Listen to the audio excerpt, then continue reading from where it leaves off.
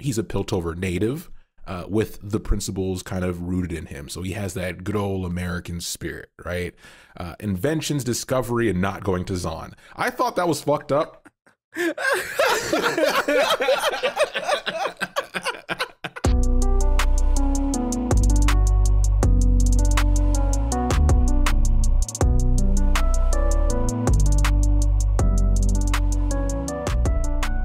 Welcome to Casuals of Runeterra, episode 61. I'm your host, Ryan, here with your other host, Hetch. What's going on? We're back with the normal stuff, not with Arcane. Yeah, Arcane came to a close. Definitely check out that series we did. It was a good time. A lot was covered there. It actually plays into what we're going to talk about today. It's a weird situation, but we'll talk about that in a second because we have to talk about housekeeping. So up top, as always, you can listen to us everywhere. Visit us at podcastcore.com for all of our info, and then follow us on any platform you prefer. We're on all of them. And then, subscribe on YouTube. Why not? Right? There's some pretty pictures there. And then you can also send an email to podcastcore@gmail.com if you want to reach us directly. Leave a like, follow, and a short review / comment anywhere. But the easiest way is to tell a friend to delay the glorious evolution by listening to the Casuals of Runeterra podcast. We're such flip-floppers. I think last time we were kind of cheering for the glorious evolution with our Victor episode. Check that out if you're a fan of it. A little callback there. But we're going to hop into it. There's a lot of info here. So we're going to move at a clip, try to keep this nice and tidy.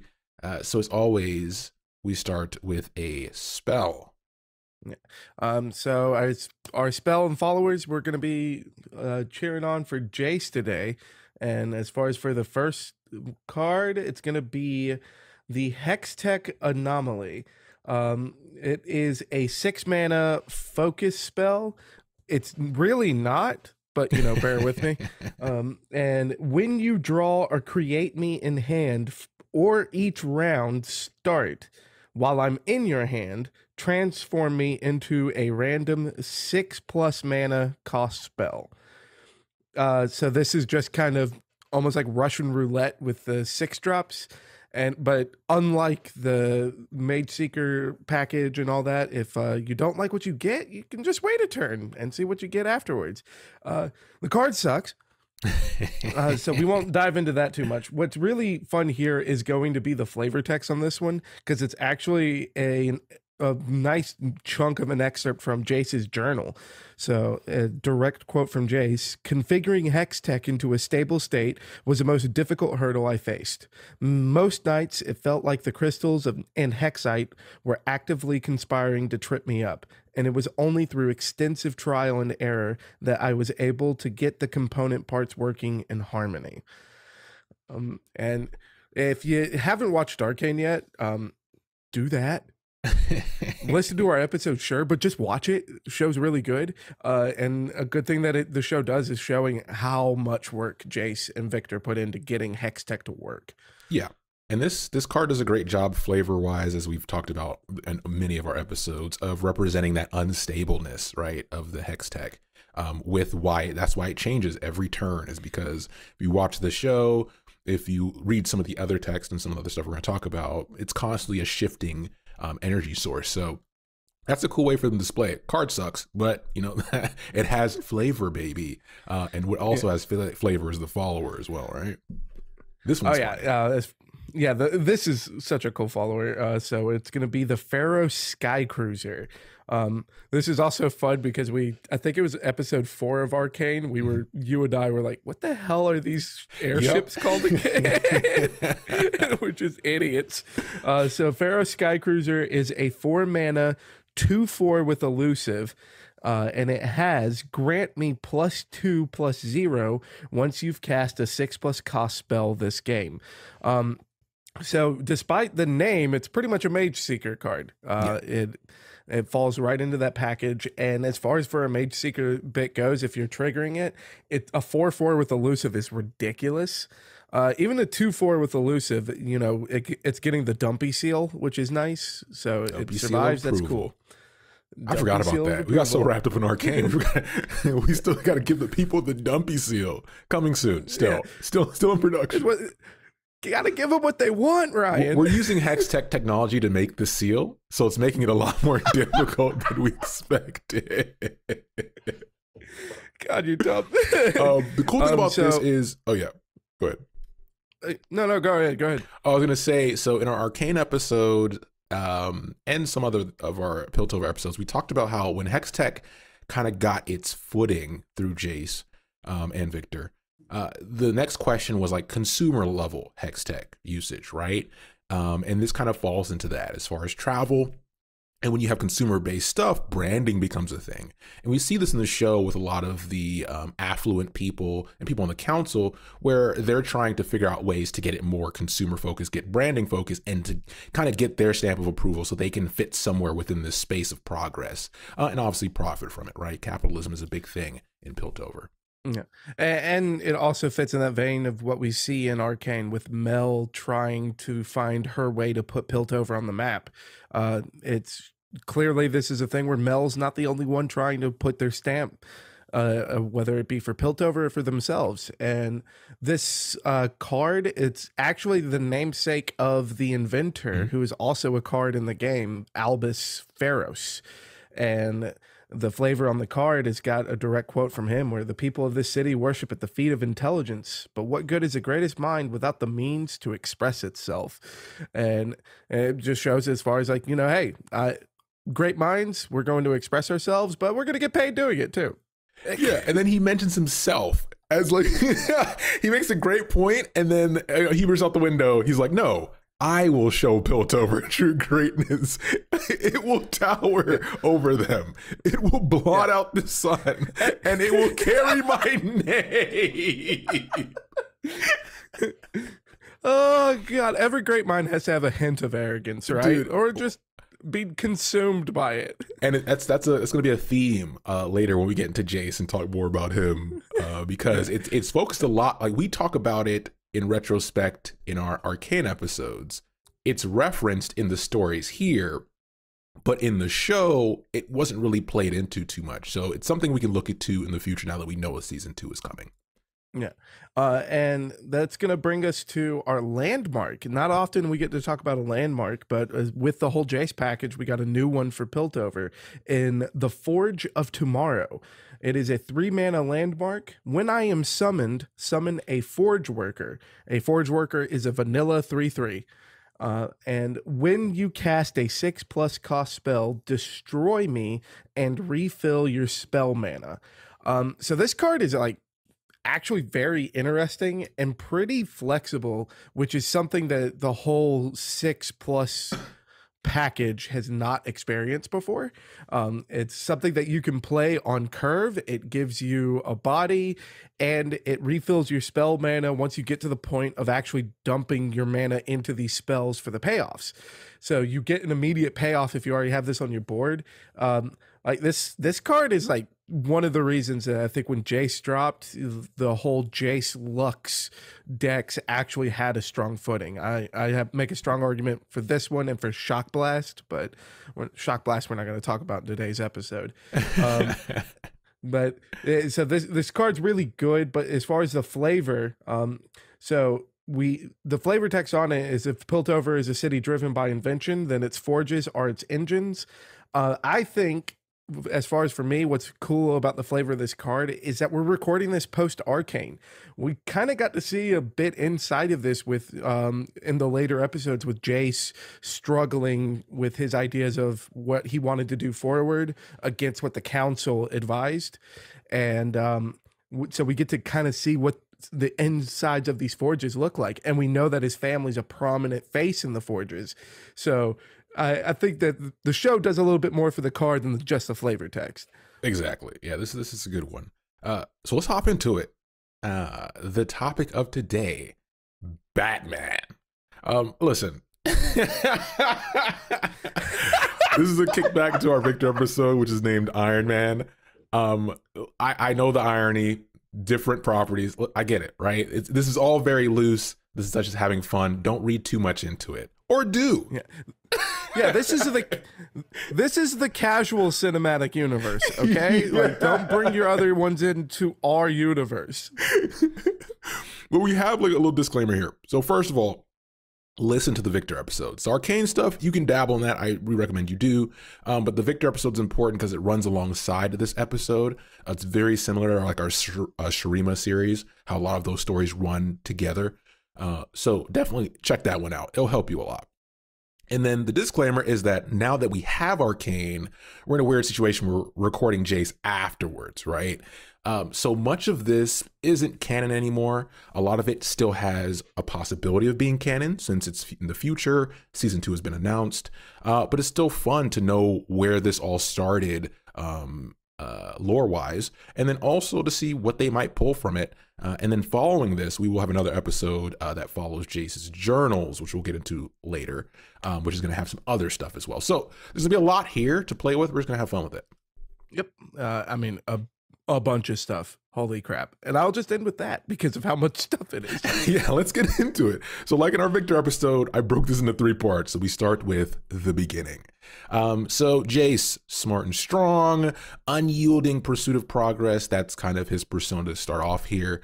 He's revered as a hero from the start, but doesn't really like the attention that all that brings, right? And this is from the hero standpoint of he hasn't really done anything heroic, just more of his mind, right? He's a Piltover native with the principles kind of rooted in him. So he has that good old American spirit, right? Inventions, discovery, and not going to Zaun. I thought that was fucked up.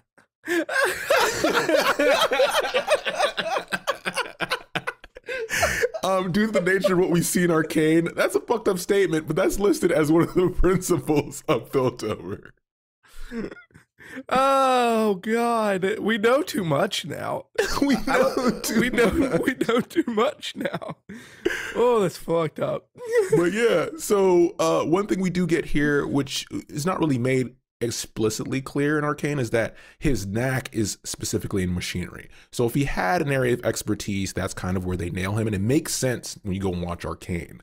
And then when like Victor kind of gets involved to help him out in the places he doesn't have the expertise. But yeah, that explains a lot because for Victor, we know it's mathematics, and that's kind of that's really expressed in the show. So it's good to have that here, that he's a mechanic. Or a machinist, or I don't know. Yeah. There's so many terms for that. There's so many terms, but yeah. It's also interesting that that is what he is because, you know, it is that whole Batman-esque idea of just this, you know, kind of, you know, pretty boy philanthropist. Alfred, I'm making a gun from scratch. Yeah. But his specialty in this is that he gets his hands dirty, where I'm sure a lot of like other academics within Piltover probably don't. Like they get their hands dirty in the sense of experimentation, but not actually getting down into the forges and working. So. Yep. And his kind of claim to fame early is that he's the youngest apprentice to the patronage of Clan, Geopara or Geopara? Let's go Geopara. Geopara. Yeah, Geopara feels better. It sounds like a Pokemon. Yeah. I mean, if we say Geopara, it sounds like I've got to get my smartphone and go to a tag. Now, this is the part I'm a gap in knowledge for. That's not Caitlyn's family's last name. No. So Caitlyn is from the Cameron. We'll come back with that. It starts with a K. Yeah. And I'm just tripping up on how to pronounce it right now. So in Arcane, there is an actual statement from her mother that they are the patronage for Jayce. So this is something that obviously is retconned. But it's cool to know that they stuck to giving an association where he's being sponsored by someone.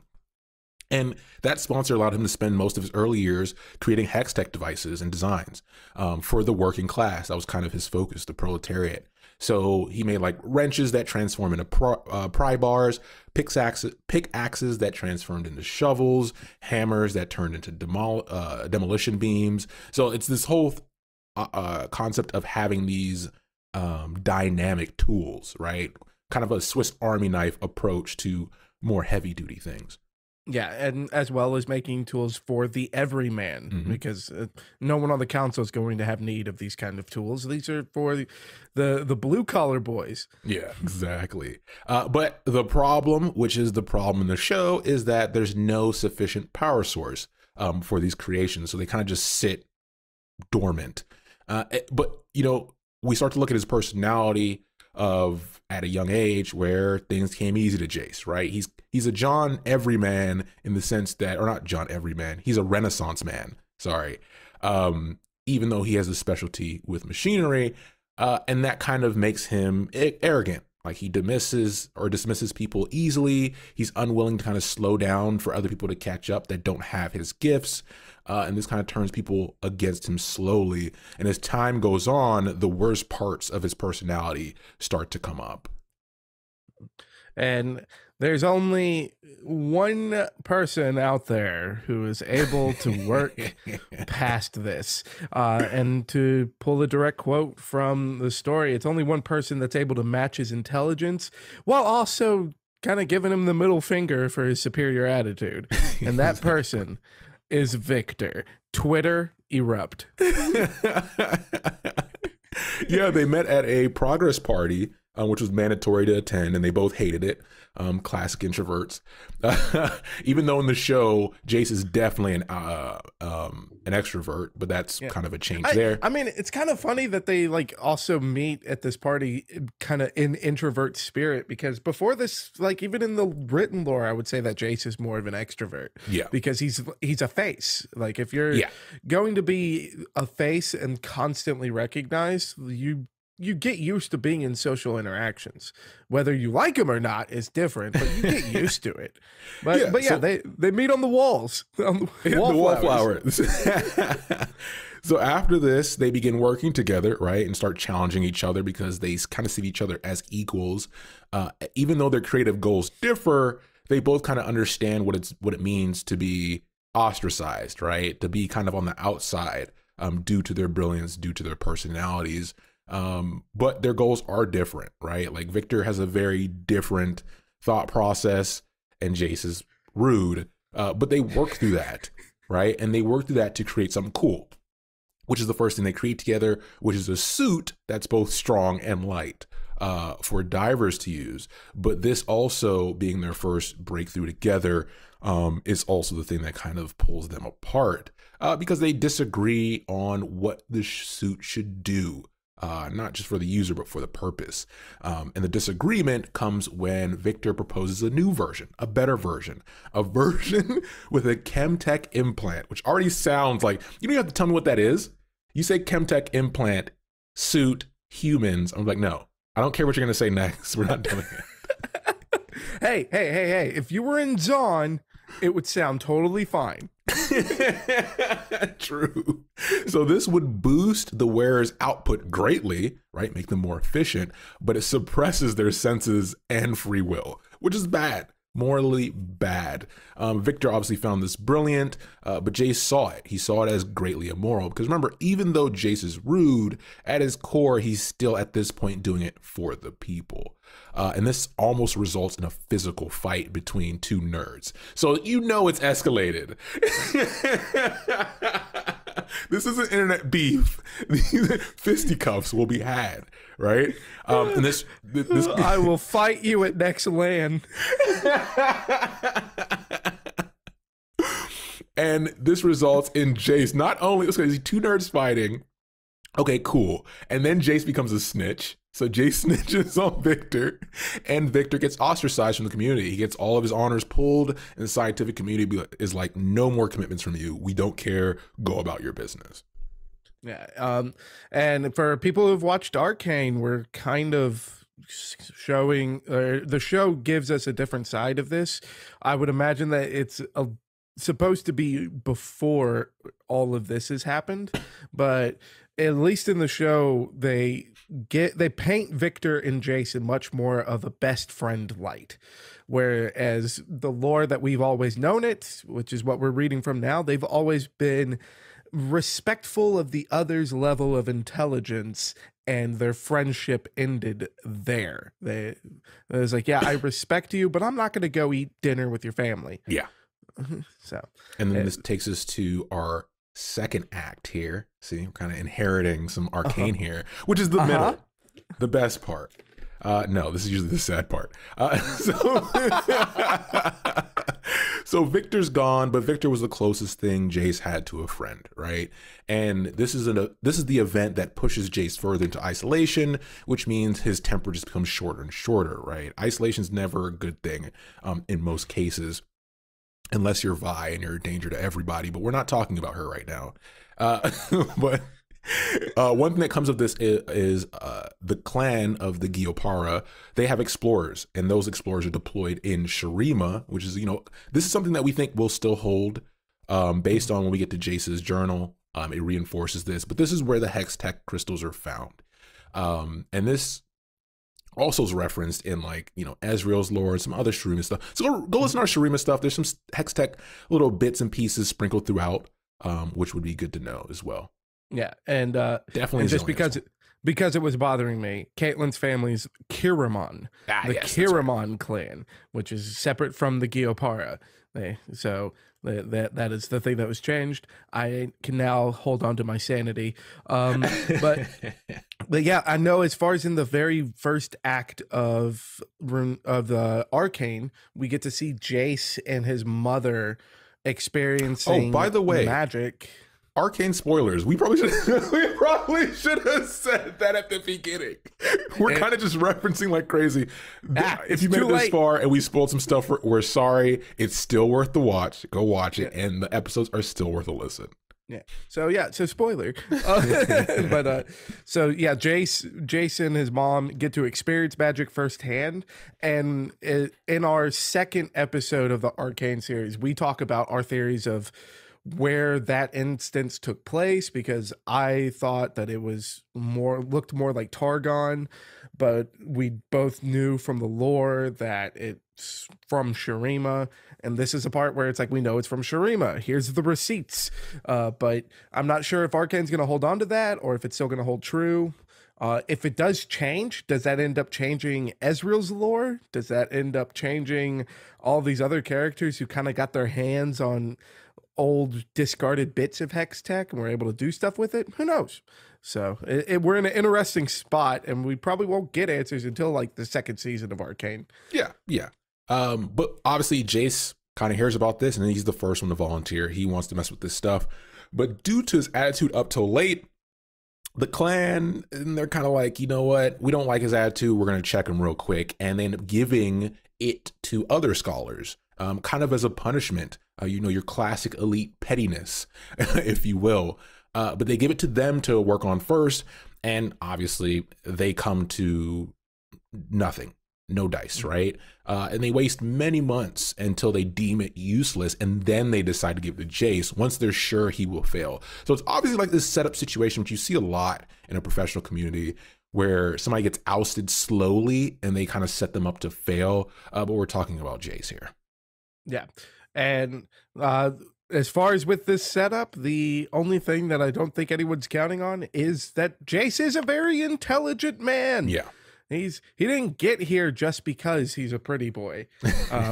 We know that his family is not that prominent, so he's got to have something behind it. And once they hand him these rocks that they are certain are just rocks and nothing more, all that Jayce knows is that they're calling to him. Yeah. He can hear the siren song, and he's off. Straight into the rocks. Just joking. But no, the best part about this experience, so after he gets it, he starts to feel like, oh, there's more to these crystals than they've noticed, is it gives him a good reflection point. Crystal reflection, wink, wink, nod, nod. But, the first thing that pushes him intellectually is working with these crystals. It's the first time he's really failed a lot and consistently and has had trouble, other than, with Victor being there to challenge him.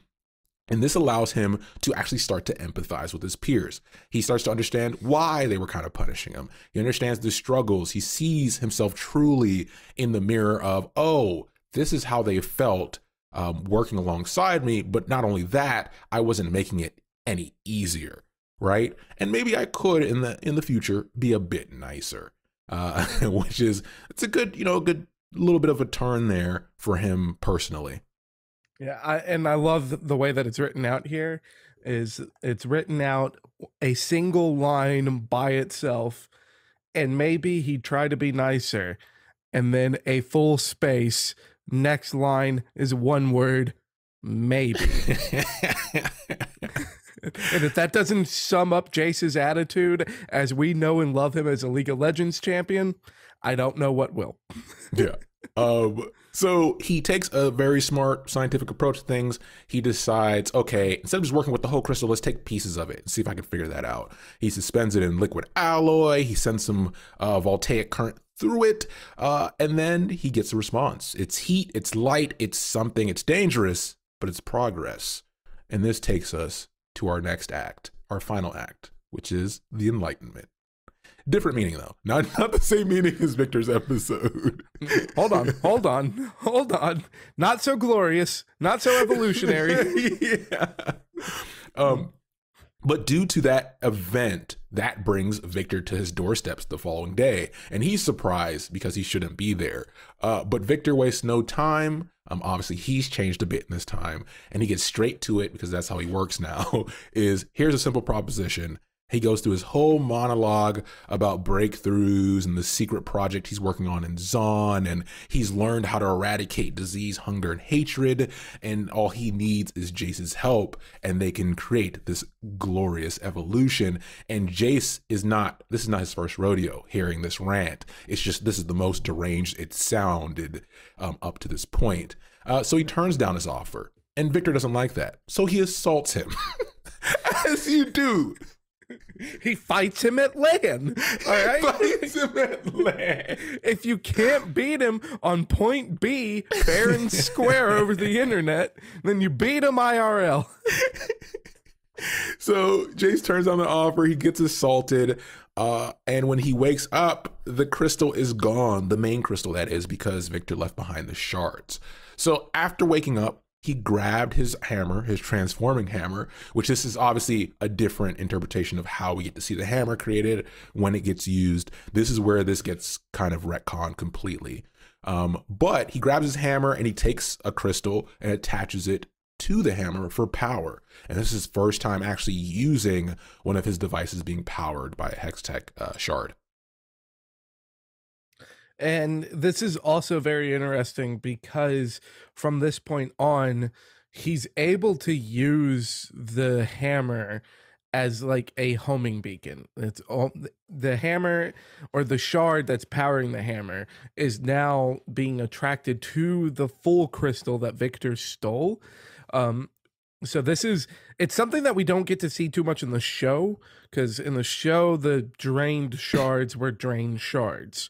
Or at least that's what they've left us with as viewers to interpret. Whereas in this show, the shards have a lot of power in the actual lore, and they seek to be reunited with larger forms of Hextech.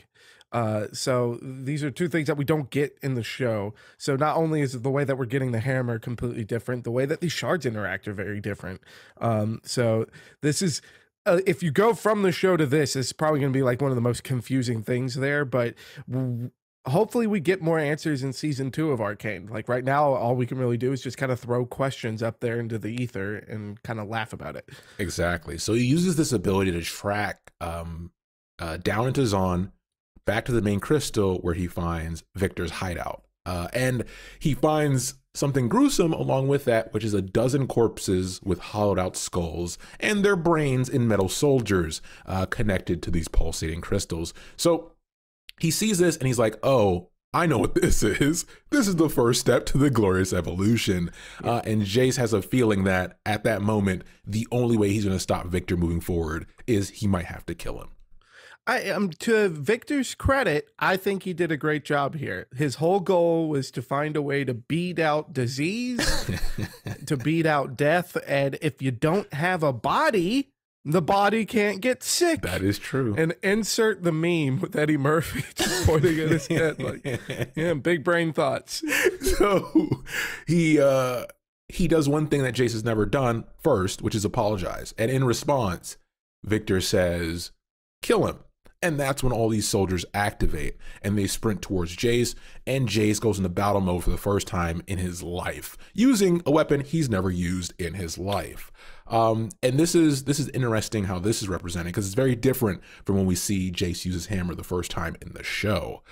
So we won't spoil that here, but the shard energy kind of moves through the hammer. It creates this momentum in Jayce to make it move forward. So it's kind of guiding him. It's living, right? We've been giving that information that the crystals have a living source to them. And he destroys the first automaton he hits completely, but then gets swarmed by the rest, buried under these metal blows. And he goes from trying to think his way through everything to finally reacting in a survival mode stance. And just starts swinging it as hard as he can, as much as possible, to get to the main crystal. And when he does, he hits it and he blows it up into many pieces. Yeah, and as it's written here, for the first time in his life, Jayce stopped thinking and just decided to break stuff. Like yeah. Sometimes you just gotta break it. That's all there is to it, and that's when we get to this explosion that I'm sure if this was put in the show or anything, both Ziggs and Jinx would just love to see. Because it's an explosion of a Hextech crystal being detonated by a Hextech shard. There's no way that this explosion wasn't gnarly. Yeah, it was so gnarly, it took the life out of all the automatons, although it was powering them, right? So they all fall lifeless to the floor, and he's like, okay, cool, that solves one problem, but the foundation of the warehouse starts shaking. In Arcane, we've seen this in the bottom parts of Zaun, how a lot of the foundation land is very rocky, unstable, gases, in the air and everything like that. So that makes sense that this building doesn't have much heft to it. And it begins to topple down. Jayce escapes barely, but Victor's never found. Yeah, and this is where we get to the point where it's why we called this episode Batman, and that's because that's because the Joker has been defeated. His whole hideout has fallen to the ground, billions in property damage. Yeah. But it was a superhero. It was the Defender of Tomorrow. It was Jayce that put him to rest. So people overlook that bit. It was also in the slums in that crappy town called Zaun. So no one really cares about all this property damage. And then it's like, oh, this will never happen again, right? Nobody finds the Joker's body. He'll be back. He'll be back in Batman 2, the Man of Bat. The Man of Bat. Yeah, we get the Defender tomorrow. Everybody praises him. And he doesn't really care. It's funny, he doesn't care about the adoration from the people, but the nickname, he really likes the nickname and he takes it to heart. And he even takes the kind of vigilante justice to heart as well, which is he mentions that he knows Victor's alive. He knows Victor has too much of a goal ahead of him, and Victor's very like himself. So he's going to seek revenge, and he will be waiting for his return. And that's where we're left off in the story. So just quick, we'll hop into the card in a second, but it's interesting to see the back half of this stuff, because we think Arcane, due to its popularity, due to how the show has moved so far, it's definitely probably not going to go this route completely. It's going to have a lot more mixed in, probably a lot more champions involved in this space rather than just these two. But when this was written, we thought it was really solid. Yeah, and I mean, we can almost know for certain that it's not going to follow this, because if we look outside of Jayce, there's a bunch of different characters that little bits of them got changed up with how the lore was written. But that just goes to show how great of a foundation all this stuff is. Like, if you haven't watched Arcane, go watch it. But for anyone who hasn't watched Arcane and they experience it for the first time without knowing the story, Arcane's incredible. Arcane's amazing. It's very well done, and you can't get that unless you have a strong foundation, and that's what this is a strong foundation of just one character. Yeah. And we've gone on about it for 30 minutes. That's how good it is. Yeah, and since we've been going on so long about this, for the card, this is kind of weird. We're gonna skip the card, sort of, because the card itself mainly functions based on how his hammer behaves in the game, which is cool how they represent that. It has like, you can choose between quick attack or challenger when he's played. He's a well-rounded card, 4/4/4 stat line. But the quotes are really interesting because this falls right around, in my opinion, in the story when he starts to realize his flaws and how his peers see him. Because in the quotes, it's him kind of talking to his peers as he's testing his hammer while he's building it and kind of presenting it. But he's very cordial and he's very likable here, which is an interesting presentation, right? And he's older too, definitely older here than we see in the show. Significantly. This is like almost like a 20-year-old versus a 40-year-old. Exactly. Like it's very different as far as the age. And then the card itself, the only thing I'm gonna add is it's a buff deluxe. So God bless Riot. Thank you so much. That's all I ever wanted. So on the quote here, we have some dialogue where he's like, "So Rosa, as you know, power formative tech," there's a lot of weird words in here, promises to change the world. Truly groundbreaking work, Jayce. The way those coinhibirators God damn it. This is ridiculous. There's like, let's cram a bunch of words together and make them sound techy. Hey, they're just missing the word quantum. I know, right? And synergy. These coinhibirators spliced together, it's breathtaking. It sure is. All Axel's ideal too, or idea. Axel's idea. I've got you. Right, good man? Well, you know me, mate. Don't like to brag. It's one of those things where it's like, what is this conversation, right? It's so ridiculous because it's a circle jerk, but Jayce isn't really known for circle jerking. So it's cool to see him interacting with his peers in this way. And then when he flips, it's him actually testing cannon. It just says cannon's primed and hammers engaged. This is going to be one for the history book, folks. And then it's just him testing the cannon and testing the hammer, which is cool. So I destroyed the quotes. That's fine because the core is there. Jayce is likable. People like him again. Yeah, I mean, this just goes to show like the lessons he learned about his arrogance and this, as far as how he's taking these lessons to heart. Yeah. And that kind of just goes to further reinforce that how much time has passed between what we're looking at with the card and the current Jayce compared to what we see in Arcane and in his lore. So he's learned a lot in his short life. That's one thing that's for sure. Exactly. And with that, thanks for listening, and we'll be back soon with the next episode. Take care, everybody.